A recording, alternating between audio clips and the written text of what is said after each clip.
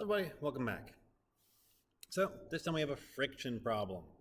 We got a wedge pushing down. It's trying to push 200 kilogram blocks aside. It's got an angle of 30 degrees, and let's get right to it. Now we're trying to find the force P that's going to move this. And so we're going to do that. We're going to have to make a few free body diagrams. The first one's going to surprise you because I'm not even going to draw friction in it. I'll tell you why after I draw it. So I'm just going to draw the drawing exactly as it is, and we'll get everything going. Oh, this is beautiful already. I'm loving it. I've got the wedge, which is way bigger than it's supposed to be. Art skills, beautiful.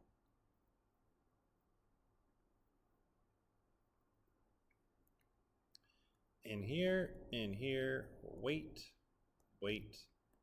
P. Now, if you're wondering why I didn't draw friction in here, I technically should.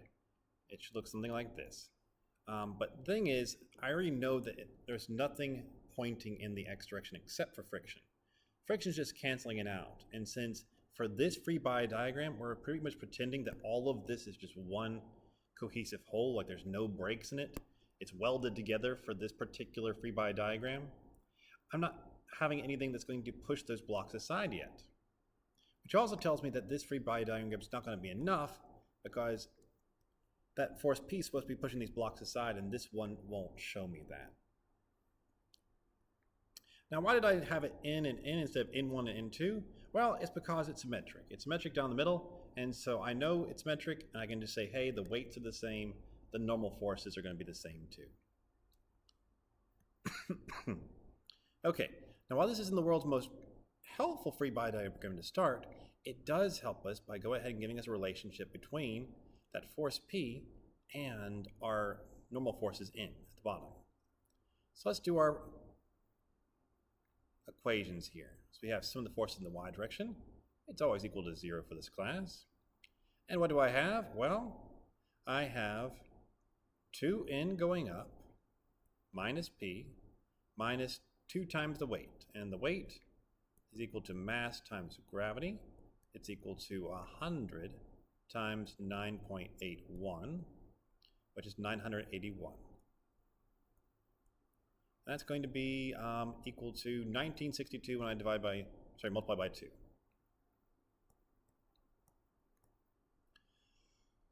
So what I get from that is that P is going to be equal to 2n minus 1962. Okay, I got that one. That one's working good. Now let's go ahead and finish by another free body diagram. So for this one, I'm going to choose this guy.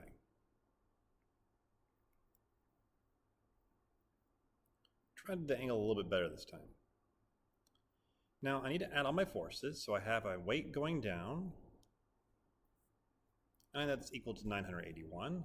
I'm going to have friction as well. That's the normal force right there. I'm just going to call that N. And friction. Well, what direction is friction going to be pointing? Well, this 100 kilogram block is trying to be moved that way.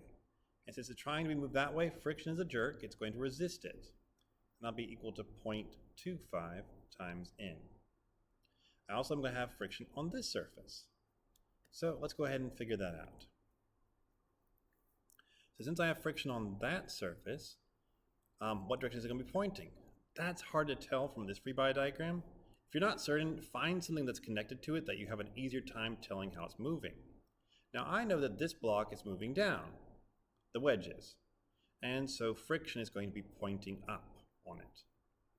Now on any connected surface, when you have friction or a normal force, it reverses on the other surface. So it was pointing up on that wedge, it's going to point down for this guy. And I'm going to have it normal force pointing in. So that's N2. That's 0.25 N2. Okay. And then to make things a little bit easier, this is from earlier. I thought I erased everything. Apparently didn't. There we go.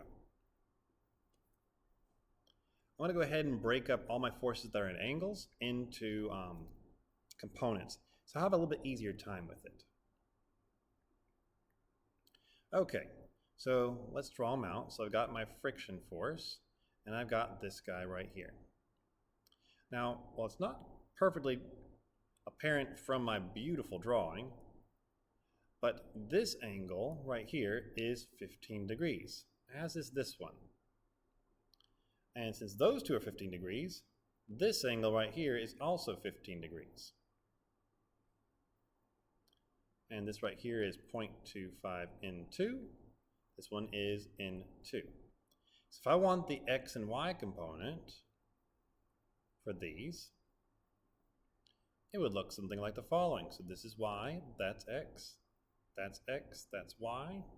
And so x is going to be equal to, my hypotenuse is 0.25 in 2. And since x is opposite the angle 15, it's going to be sine of 15. Y is going down, so it's going to be negative 0.25 in 2. And since it's adjacent to the angle, it will be cosine of 15.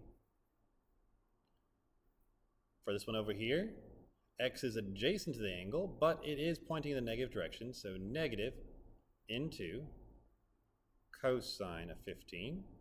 And then y is also pointing down, so it'll be minus into, and that is opposite my 15. Wait a second. Yes, opposite this 15-degree angle. So that will be sine of 15. And notice that the trig function you use kind of switched here. That's pretty normal when it comes to friction problems. Okay, with that there to help me, let's go ahead and write out some of the forces in the x and some of the forces in the y and see if we can solve this. So first off, sum of the forces in the x direction. It's equal to 0. And it says that 0.25 into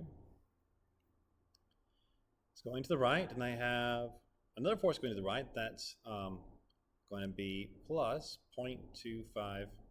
Whoop, that's 0.25 in, everybody. Sorry, I was doing that one. I just added 2 by accident. But I have this guy that's also going to the right, so it's positive into sine of 15. Then I have this one, which is negative. Okay, now let's go ahead and simplify that. So I've got 0.25 sine of 15 minus cosine of 15.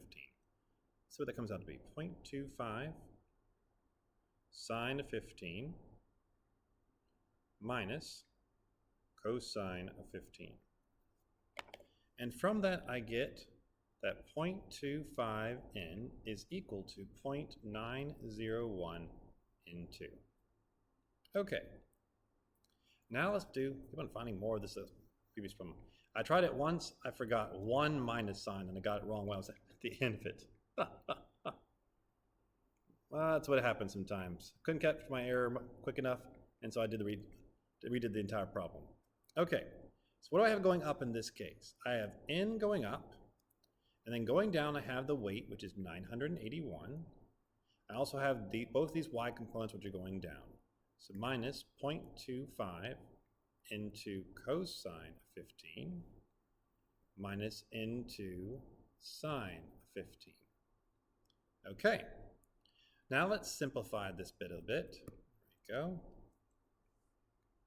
And see what we get. So 0.25 cosine of 15 plus sine of 15. That comes out to be about 0.5 exactly. I like it. Okay. So n is equal to 981 plus 0.5 in 2. That's a beautiful number there. I like it. I trust 0.5s. So now let's plug in everything.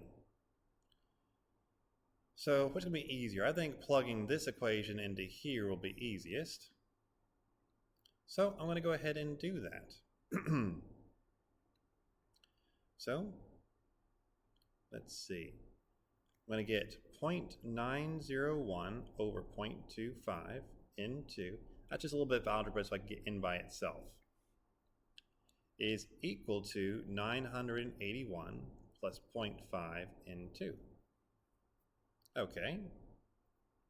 And so now I need to solve this. So let's go ahead and simplify terms to get the n2 by itself. So 0.901 divided by 0.25. Okay, that's going to be 3.604. So let's do that right here. So 3.604 into, is equal to 981 plus 0.5 N2. So from that, I then get 3.104 N2 is equal to 981. So 981 divided 3.104. So I get N2 is equal to 316. Okay. Now let's plug that into this equation right here. So N will therefore be 981 plus 0.5 times 316.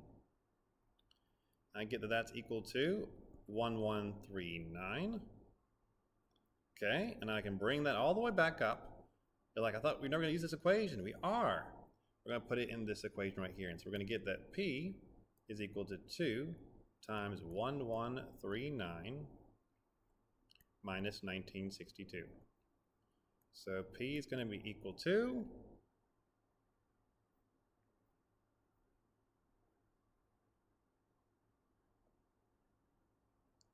316 newtons. And that is my answer. Okay, I hope that helps you, and I'll see you all next time. Bye-bye.